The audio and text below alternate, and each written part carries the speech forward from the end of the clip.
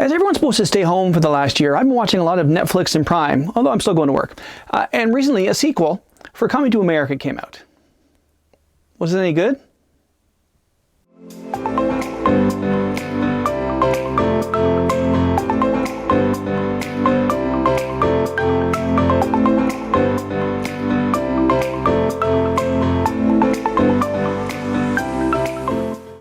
Greetings, Dave here, DCPFX. Hey, a big shout out to my new subscribers. Thanks for clicking the button and ringing the bell. I'm noticing that my videos are getting recommended more and more on YouTube, so I appreciate that. Also, before I get into this video, I want to say happy 21st birthday to my daughter, Teresa. Yes, St. Patrick's Day baby. But how do I have a 21-year-old? In my head, I'm still 29, I guess. Anyway, today I want to talk about Coming to America versus Coming to America.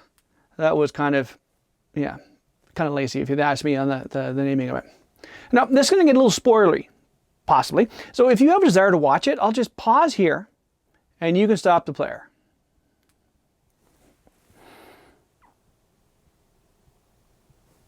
That ought to do it. Okay, if you're still here, let's get into this. As the sequel to Coming to America hit Prime recently, I decided to watch both of them so I could compare them and also, have a little bit of a, blast from the past. So the original, Coming to America, released in 1988, was a fun movie where Eddie's character, Prince Akeem, found his true love in Queens, New York. The acting was good, especially where Eddie and Arsenio did their barbershop characters. Those were pretty funny. The older white gentleman was really good. Now, I haven't watched it in years, but it was enjoyable to watch again. There were some parts I didn't remember and found some parts, especially Eric LaSalle's character, to be a tool. But he wasn't a big part, so nah. So then, off to the sequel, Coming to America. What was the thinking behind this movie? Like, I know I said it's going to be a little spoiler, but not to spoil it, but the whole bastard son from a non-consensual tryst, like essentially date rape, and then the complete sidelanding of the three princesses, followed up with the king learning from the streetwise newfound son. In the year 2021, the whole storyline was cringeworthy. As I was watching it, about halfway through the movie, I turned to my wife and said, I'm not enjoying this at all. But I did persevere and finished it. The ending was extremely predictable, and I called it pretty early on. Now, that's a bad habit I have. It drives my wife crazy. We'll get 10 minutes into a mystery. He did it, and I'm right. Or this, he did it right. My kids hate it too. We played Clue once. I won on the third round. Actually, 1, 2, and then me. It's so-and-so and so-and-so. All right, you get to play with us anymore. Off topic.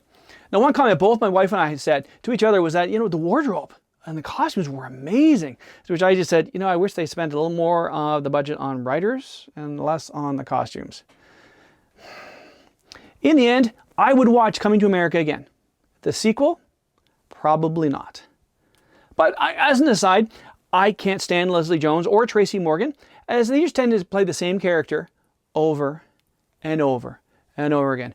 Much like how I feel about Will Smith. Will Smith plays Will Smith. Tom Cruise essentially plays Tom Cruise. But anyway, I don't go out of my way to watch movies with those in them. So, that could have had a problem with it. Could have added my dislike to the sequel. Like, I tried to watch 30 Rock and I just got to the point where it was, whatever. I got through season 1 maybe.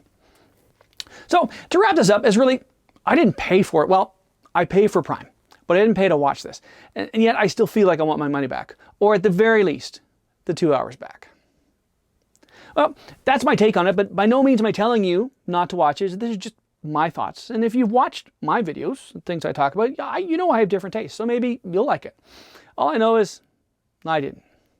And the worst part is, Eddie Murphy is a good actor. And after a string of flops and 6 Razzies, he got away from acting for like 8 years because it's like, I don't want to do this anymore, man. This sucks. It looked like he was on his way back with My Name is Dolomite, that movie that was on Netflix a while ago. But yeah, not with this movie. And finally, to wrap this up, this is my first video using a new teleprompter program called PromptSmart. It has a cool feature where it listens to you as you read and advances on its own. So if you go off topic like I do a lot, it stops scrolling and then it picks up again. As I use it more, I'll do a more in-depth review. So I guess the last thing I'll say is thanks for dropping by. Hope everyone's having a great day.